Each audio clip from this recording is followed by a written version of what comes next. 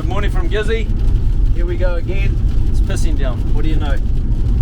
Boys up the Met Bureaus, they've got this one wrong again. Supposed to have 3 days of bluebird and it's hosing down. So I'm going to head on inland over the divide of the East Cape Ranges, the Matawhero and the Raukimaras, and go and look for some sunshine. But first I'm going to call into Royal Matawhero Raglan Roast and see my favourite barista. Get me a mean brew for the road. So I'm just going to head on and see my favourite baristas. This woman here. Morena. She's been voted the best barista in all of Hawke's Bay and Gisborne. She also doubles up as my wife. So I'd like that filled up, please, darling. Darling, crikey. And this breather over here, he's her sidekick, and he doubles up as my son. Morning, team. Morning. How's your morning? Busy? Always? Yep. Good. How's your morning? Oh, well, bit of a slow start, but we'll get that brew into me and I'm gonna head out on for a fish. Mickey. While you guys work, I'll go fish. How Mickey? To Mickey. Cut it out, mate. Were you off to today fishing?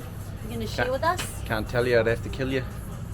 You know me. And you're better off alive in my life, because you do quite a lot of stuff for me.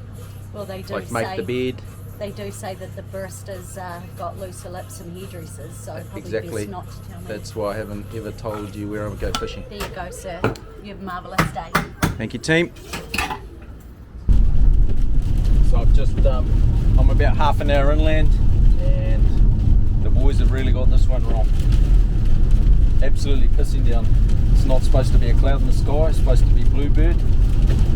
And that's the beef the country's got with the Met Surface and Niwa and any of the other Met Bureaus that are out there is how can they just get it so wrong? There's a lot of press going on right now about it. There's I believe there's an inquiry.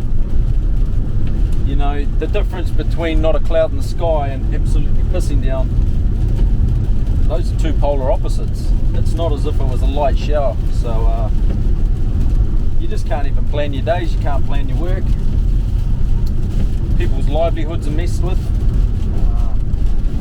Not to mention all these roads. I mean, I've just been sitting in road work after road work. 30k, and then there's a 100k sign. I come around the corner and the biggest hole in the entire East Cape is in the middle of that road, shortly after the 100k sign. So, mate, it's all falling to pieces.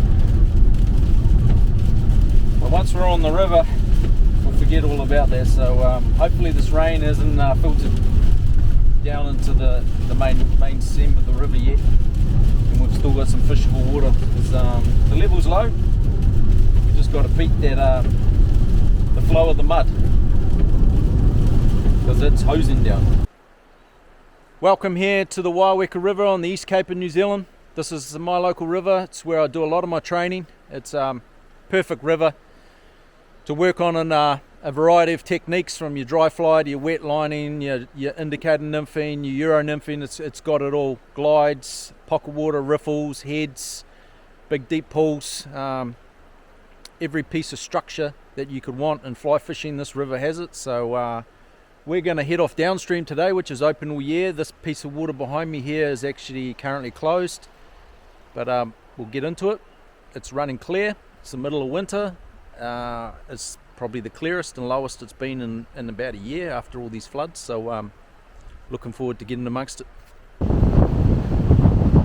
So whether you're even going to be able to hear me or not, I'm not sure, but we've come over the divide, we've got out of that rain, and we've walked straight into gale force wind. So a lot of people would probably say this isn't fly fishing wind. But I've been at several world championships, one in Colorado, one in Tasmania, where we struck some pretty severe winds. In Tasmania, in fact, it was over 100k an hour. Snow, -1.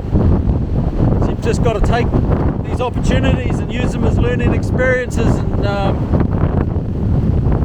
was hoping to nymph, but if you've done any nymphing, the worst, the evil, holy shit.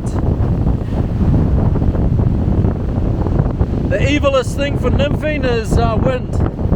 So I doubt if I'm even going to be able to get a cast out. So I may end up fishing with the dry nymph. You could say let's just go and grab the 6-weight out of the car and chuck a big indicator on it, or a little indicator, and really drive it out there. But that's not conducive to what I'm training for. So you know, I could get to Slovakia and this wind could also show up in one of my sessions. So the more I can learn to navigate my way through any challenge, the better off I'm going to be as a fisherman. So we're just going to get stuck into it. You probably can't even see on camera, but I'm even struggling to walk and stand. It's like blowing me off my feet at times, and I'm a nuggety little bugger, so it's got some strength in those gusts. But we'll see if we can get a drift, a presentation, because there's lots of fishermen that have been caught out in competition structure when the weather's not exactly what they planned for. You know, like everyone loves to fish with no wind, and everyone loves to fish in the sun. A couple of my mates really struggled with their dry fly in the rain last year in Spain. So you got to put in the time in these adverse conditions. Okay, this is absolutely ridiculous. The wind's actually picked up even more. There's no way I can get a drift.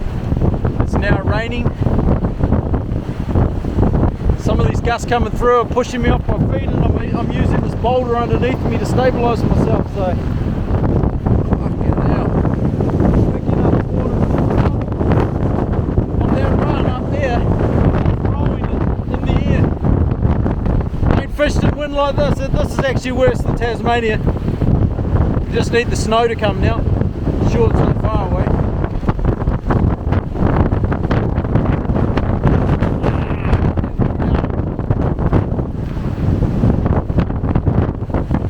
Gonna persist. Gonna try and pull a fish out, and if we can't with this technique, then yeah, I'm gonna head to the car and grab some different gear. Maybe I'll just wet line down through this run, see how we go. Wise man once said, persistence beats resistance.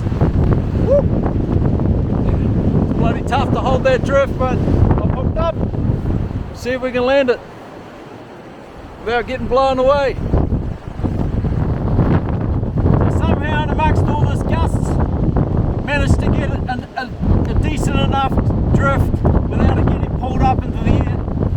On my Euro rig, I've anchored my rig with the dry fly up top, just to try and hold myself in the current, and we picked one up. So persistence comes to the fore.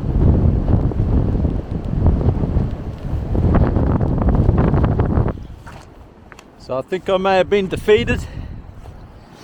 I was just in the head of that run back there, and the wind gust hit me so hard it blew me off my feet.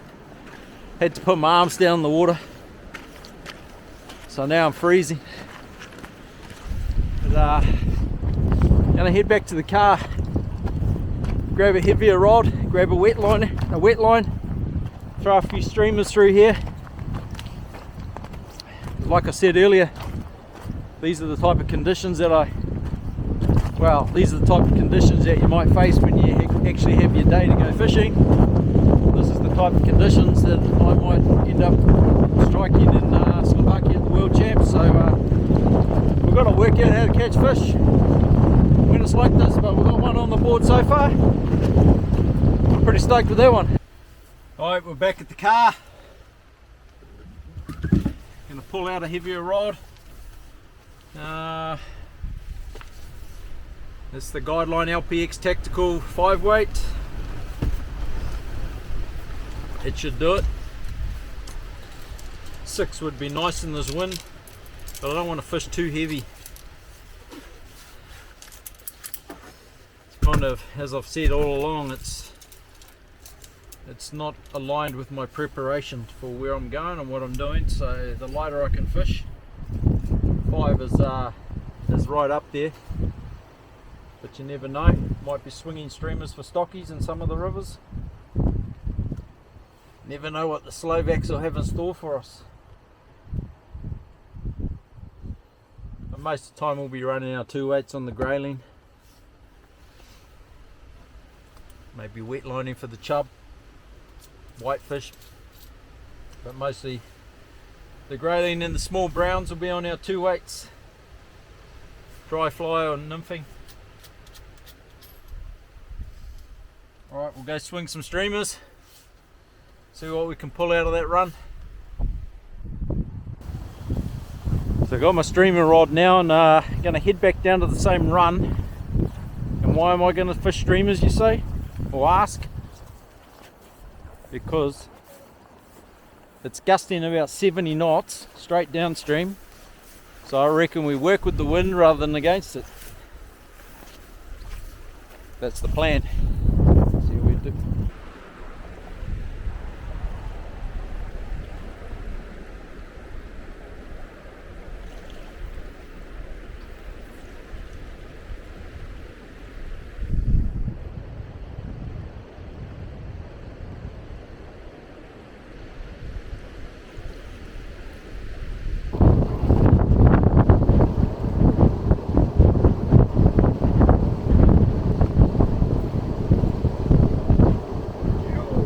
Good call to go with the streamer.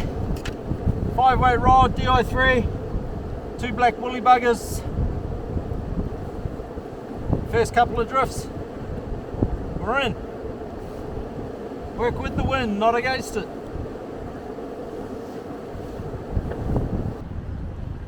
So the wind's abated just a little bit. It's dropped about 10 knots and it's made it possible to fish dry nymph. So I've moved up here into this pocket water. In between the gusts I can get a decent presentation and picking up fish. Beauty! So after that hideous start to that session, things got a little better. I obviously, as you could see, couldn't maintain any contact euro nymphing, so grabbed the wet lining rod, threw on a DI3, swung some black streamers and picked up 4 or 5 really nice fish. So that was pretty good, pretty productive.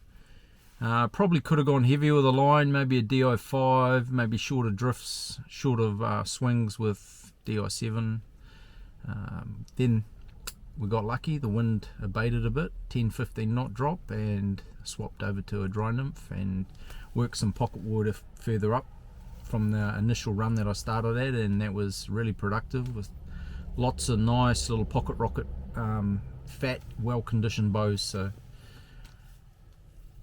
you know, we could have walked away. We could have driven off and continued on our merry way after that start, because at one point there I got blown in the river. So all my arms are wet. But there comes times where you just got to tell yourself, just, you know, don't give up, and moments like that you'll learn a lot from, and I've learned a lot off just that little session alone. So I'm gonna head on up the road, and hopefully with a few more bends in the river the wind won't be as savage. And I really want to work on some euro nymphing because we've got a competition amongst the team tomorrow, and I've just made some alterations to my rig. I've got my 2-weight rod back that I broke the other week, and I'm pretty excited about that. So thanks to Guideline for getting that all the way from Sweden to New Zealand in 2 days. Pretty epic service, and I won't be using that today. I'll be saving that for tomorrow, and I'll be probably running a 3 or 4 weight depending on the structure of the water that I find downstream. We'll rip into it. Fuel your body with, and a can of sardines, a slug of peanut butter. Get it into you.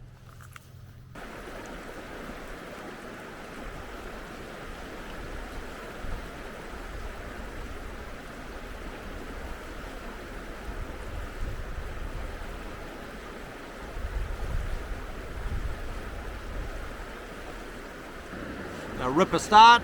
We've got the Euro back in action. Wind's non-existent. And we're in. You! So I've gone through this run behind me here meticulously.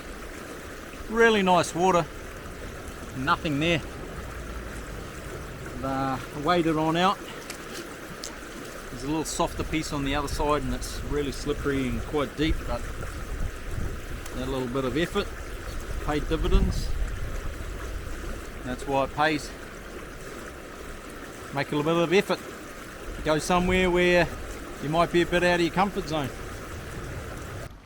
So I just wrapped up our inter-team competition and we're just doing a few demos for the controllers that helped out here on the WiMAX stream. So epic day, epic weekend, ironing out the bugs and preparing for what will come in September in Slovakia. So I'm joined here on the Waimakariri stream with Ollie Bassett. Ollie's a team member of mine on the Silverflies and New Zealand fly fishing team, and we're about to embark on a trip to the other side of the world, to Slovakia, for the World Champs. And we're here today. We've been here all weekend, participating in an internal mini comp, and it was great to blow the bugs out. It was great to refine each other's techniques and strategies, and it was also great to be challenged. So I've been out of competition for a number of years, and I've come back in this year to help the team. Also, I've still got the fire burning within me, and Ollie here, as I've said many times, he's the future of the sport. I'm the past, but I'm still here. I'm still doing it. Ollie pipped me in the comp today, and it's really great to be challenged, because without a challenge a number of years ago, I wasn't being challenged, and that's probably why I grew stale of the sport. So to have the likes of Ollie, Hugo, Billy Thrupp, all really pushing me now that I'm coming back into the fray, pushing me each and every session to better my game and push each other, really. So great comp today, mate. Yeah, no, it was super awesome. Came down to just a official two in the end. And I think it's the same for me, like having you back is also, you've set the standard for so many years, like showing us what can be done. And to have you back in and to be able to compete against you again is super cool, because we're both going to get a lot better just from pushing each other and learning stuff off each other, sharing information, which is super cool, and it's going to help the team when we go overseas. So we've just been fishing, Corey's been doing a bit of filming. I've been practicing with 9X, which is 008. It's a bit silly to do that in New Zealand, but sometimes you got to try these things, because in fourth, fifth session, when you're fishing behind the best Spaniard or the best French guy or the Czech, you're going to need to try these things, and just to try and get those couple of extra fish that might make the difference for the team. Yeah, so like I said at the start of my vlog series, this whole vlog series, as I've said twice now, is all about preparation for Slovakia. It's not about general New Zealand fishing, so that's why Ollie mentioned that he's fishing 9X, which is like 1.8 pound. We're running 2-weight rods, and we're doing that in preparation for specifically being refined. 1.1 pound knot strength. 1.1 pound.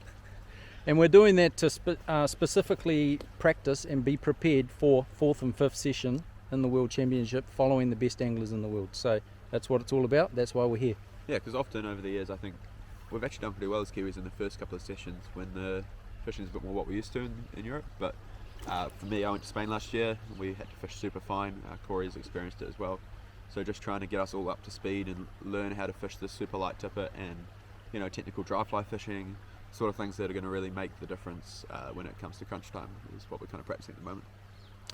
So we're here right now. We're just putting in a bit of extra practice. Certain things that both of us did throughout the weekend, we did some things really well. We also both made some mistakes, so we're out here now ironing that out. So we're gonna do a bit of filming of Ollie, showcase what he's got. He's gonna share a few tips and tricks, and have a listen. Sweet. So yeah, I just caught a fish, so I'm not gonna move. I'm just gonna stay targeting. There's a little white line of sand behind this drop off here, and I'm gonna cast in and always trying to be in good contact with my fly from the moment it hits the water. I've just got a little fly, one fly, 2.8mm bead, pink tag. The reason I've got one fly is I'm fishing 9X tippet, which is 0.083. And I'm doing that just because I think in the last sessions at the Worlds, when some of the best fishermen in the world have fished the water, the fish can be quite clever and get quite spooky. And when that happens, you want to use this really thin tippet because it's going to cut more through the current. You're going to get this better drag-free drift. I don't think it's necessarily because the fish are going to see your fly any less, see your tippet any less, but more because of the way that the tippet can cut that water tension and really let your fly drift nice and naturally. Obviously using 0.08 tippet comes with a risk of breaking. So what I'm doing here is I'm just trying to do really small strikes. And to do that, I'm not moving my arm, I'm just moving my wrist. So I'm trying to land my flies just above the drop off here, letting them fall back down it. Because if I aim behind the drop off, I will be landing kind of behind the fish because they like to sit on the lips in this river. What I'm doing here is I'm aiming above the water, let my line fall into contact. There we go, there's a fish. So I just always trying to be in clear contact with my fly so that when I get the take like that, I'm able to register the take. Because I think what a lot of people do in their fly fishing is they're getting a lot of takes and they're actually not really realizing that they're getting those takes. Especially with these small fish, because they take it and spit it out in about seconds, so maybe even half a second. Alright, so when I fish a spot like this, the reason I'm not standing over the water is because a lot of the fish are going to sit on the inside lip. And if I'm standing high, which you'll see a lot of people do, they'll just walk up to the pool, they'll stand over it, and they'll just bomb the middle of the pool. And you'll get a few because you'll push the fish into the middle of the hole. But if you're more low and start close in towards you, you're going to pick up a lot more fish. So I'm going to start a bit lighter and a bit more natural and then go a bit more the junky route. So yeah, I'm always trying to make this first cast a good one. Because quite often you'll get a fish on the first cast. Or maybe the second. I'm always just focusing on good contact. Little strikes, because I'm using very thin line here, 0.08, to try and practice for what we might see in Slovakia in a couple of weeks' time. And so if I do a big strike, I'm going to lose a lot of fish because I'll snap. I'm just starting close. I'll move further out. So I just want to try and pick up these fish on the inside edge before I go too deep. Because while I know there's more fish out in the centre, any extra bonus fish that I can get on the inside are fish that I might not have otherwise got. Just get a little bit more out there now. Quite in a good zone. I'm just watching my flies. At the end of the drift, I'm just going to let them swing up. Especially in the afternoon, that kind of emerging look to the flies is quite effective sometimes. As it comes down, I don't think that was a fish, but it's worth a test strike. I see a lot of people, they just only wait to feel the bite, but if you do that you're going to miss a lot of fish, so it's always worth trying many different drifts, but it's normally better to start with the dead drift. So I'm just doing some dead drifts through here first. Okay, I'm going to try the egg. And what I do when I fish with the egg is instead of just drawing it down, I'm just going to let it fish a little bit softer and more slowly. Because you want the egg to drift very softly on the bottom. Oh, that was a fish. A lot of these egg takes are going to be very slow takes. The line just moves upstream. In that case, it's obviously worth striking at absolutely everything. I'm just going to try and slow these flies down on the bottom. Nice soft drift. As we get on the bottom, right here. The flies get a bit deeper. There we go, there's a fish. So I don't know if you saw there, I struck really soft. And the reason I'm striking so softly, well, I've got a problem here, this is a big fish. It's because I'm actually only using 9x tippet. And I know that sounds somewhat crazy. It is a little bit, but because we're practicing to go to the Worlds, you really need to practice every scenario. So sometimes, and in Europe, because the quality of angling is so high, and because after 5 sessions the fish can get quite wary, sometimes you want that tippet that's just going to cut a little bit more into the water. And so I've been trying that here. So the way to survive the take is instead of lifting your arm, you just want to flick the wrist. It's got a nice little rainbow here on 9x. And we got this fish by going back through. We've already fished with the quite natural flies. I've now got a natural fly on the top dropper, a pink tag, and on the point I've got what people in New Zealand would call a slushy, but it's an ecstasy egg. And the reason that was effective is for 2 reasons. One, it got right down to the bottom and I slowed it down with an inverted sider angle.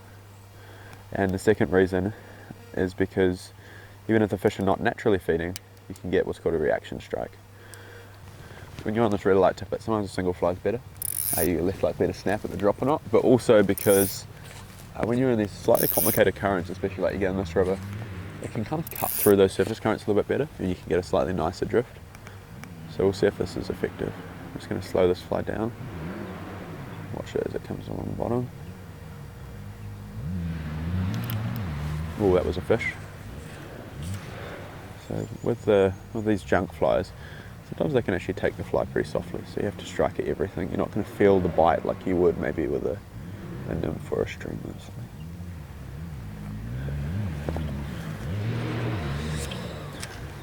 The way I'm going to slow the fly down is I'm just going to get over the top of it, and what that's going to do is it's going to make it just drift a little bit more naturally on the bottom, which is a super effective way to fish, especially at this time of year when the fish are really flat and sitting hard on the bottom. Swap. And again, it comes back to that, what I've been mentioning quite a lot now, just being willing to change the fly. So I've gone from the egg and I'm going to go to the worm. And when I change fly, you want to do it for a reason. You don't want to change fly if you're catching fish on that fly and it's working really well, but if you're just not feeling it, it's a really good idea to just keep try. See if they want it. They do. They want the worm. Okay, so I've got a fish on. Light tip it, always come below the fish. If you try and drag the fish against the current, you're going to have a bit of problems. No, not quite ready.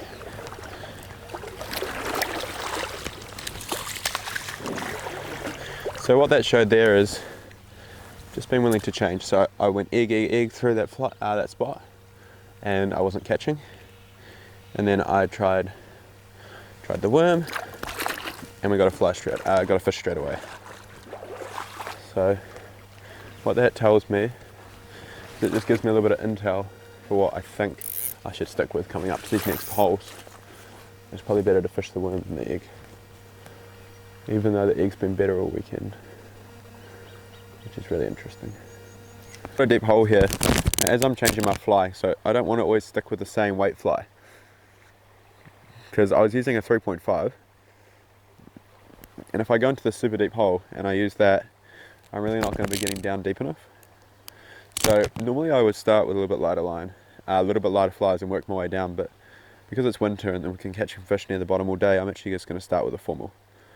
And so the other thing we've found today is that the fish are not really, as I drop my worm, not really eating natural flies so well. They're more eating the kind of bright colourful stuff, so junk flies. The stuff that would make a dry fly purist pretty mad at me right now. So I'm going to try first up a worm, and then I'm going to give an egg a go. And hopefully what that will do is it will kind of elicit some sort of a reaction bite from the fish. Alright, so when I approach these pools, I don't want to walk straight in, because if you walk straight in, you're just going to push the fish straight down into the bottom of the hole. Because a lot of the active fish are going to sit on the lip, so I just actually just going to take a moment here and watch. And see, because we can see the fish sitting there. I'm not sure if I can see any right now, but I'm going to put my first cast pretty close to me, like literally right where most people would go stand. I'm going to see if I can get a fish there. Just really on this inside lip before I walk right out into the hole. And this actually applies for all rivers, not just these spring creeks. Because if you just march your way straight out into the deep stuff, you're going to walk past a lot of fish that you're actually kind of just spooking and giving up on. I think I can see a fish out there. It looks like quite a big one. I'm just kind of slowly working my way out there, putting a little bit through the top of the pool, and then come right down. So as I do this, I just want to always be watching both my coloured line, but also just to see if there's any fish on the lip, because often those active fish are pretty easily targetable. I'm just kind of working my way across the lip. I'm really focusing on the drop off here, rather than just the depths of the pool. You see a lot of people just like to bomb the centre, and that works, but in my style, I like to fish a little bit further away. Alright, so tried the egg. The egg is not working. Sorry, tried the worm. The worm is not working, so we've gone, which is kind of weak, so it just worked down there. So either there's no fish in here or they want something else. I'm going to try the egg. I'll just try again, starting on the inside lip and working our way out.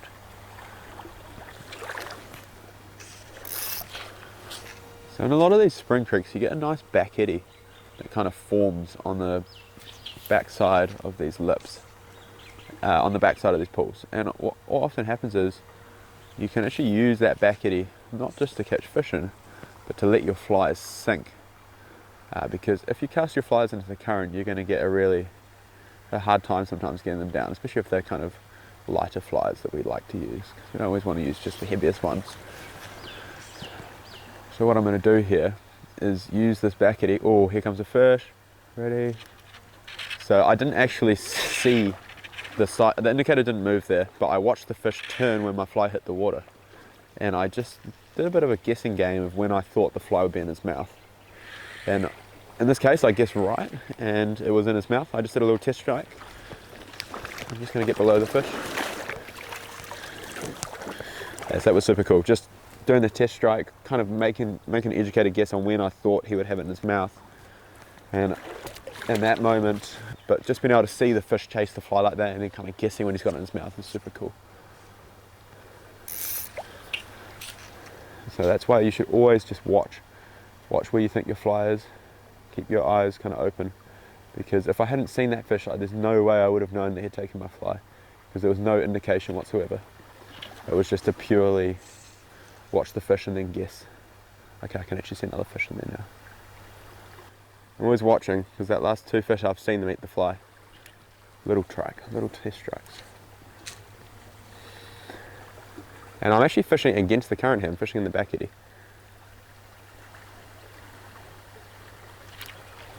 Fish. So again, on 9X, you want to really get below these fish. Take it slow. I wonder if this big fish that's in the pool might come back and try and eat this fish too. We just had a fish literally bull trouting around my last one, so I'm just going to let this fish play and see if that massive one's going to come back and try and eat it again. So that was probably one of the coolest things I've ever seen.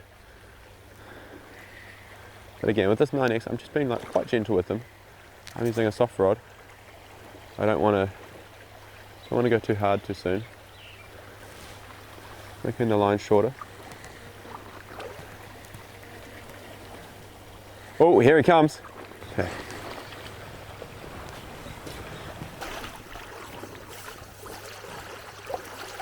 Yeah, boy. I don't think that's him.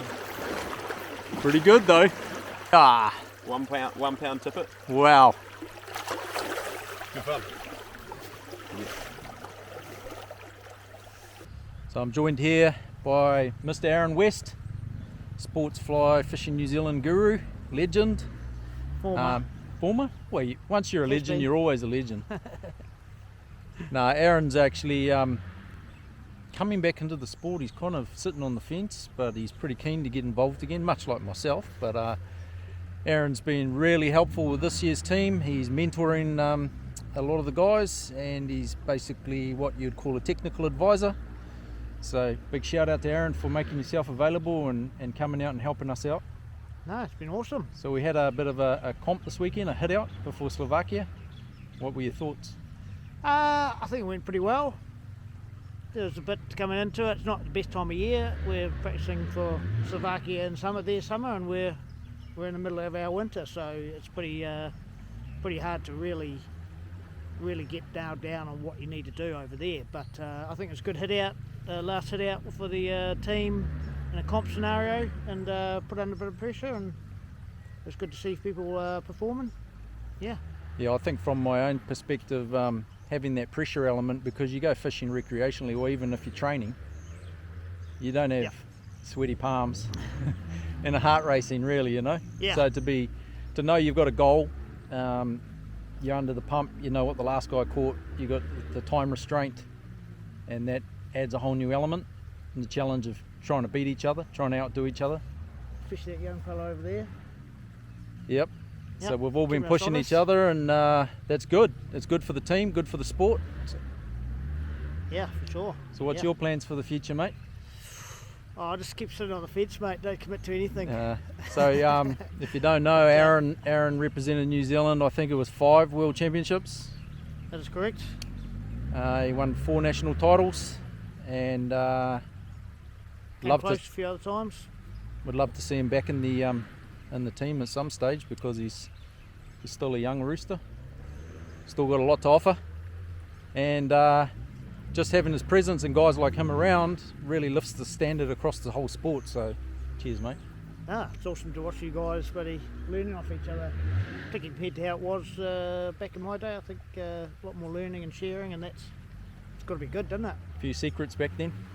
A few secrets, yeah, but nothing compared to what you guys are doing now. Like, yeah, it's amazing to see the tackle and the technology pushing forward, the comp sort of stuff pushes forward, that then feeds back into the, you know, the standard recreational angler too. Yeah. Yeah, because I don't think that's what a lot of people don't really appreciate is across all sports, whether it be golf, motor racing, you know, take Formula One, the advancements in technology there, they filter down to the everyday consumer car, and without blowing our own trumpets, competition fly fishing was also responsible for a lot of different techniques, a lot of development in gear, innovation. So Yeah, as sure. you've mentioned, it's from when you were last involved. Your last World Championships was 2008 or 10? 10. 10, Yep. and mate, even since I stopped in 2019 in Tasmania, it's now 2023. There's been huge lift in different I techniques. think And the rods particularly is amazing. Yeah, the rods you can get these days compared to what we were using back then, it's just you can't even compare. Yeah. right, it's getting dark. We've had a good weekend, and Yeah. thank you guys. Thank you, team. Don't thank me back. Ollie's still fishing. That's why he's killing it. He's putting in the hours, as they say, doing the mahi, getting the treats. 156 days last year, not guiding, not saltwater. That's not enough. He only reckons he did 156 days last year. Not guiding, not saltwater included. He's got a long way to go. 2013 I did 280. And that's why I nearly got divorced. Nearly lost my job. Wait, you did 280 days? Yeah. How did you still stay married? Well, I almost didn't, mate. And I had to learn. You got told.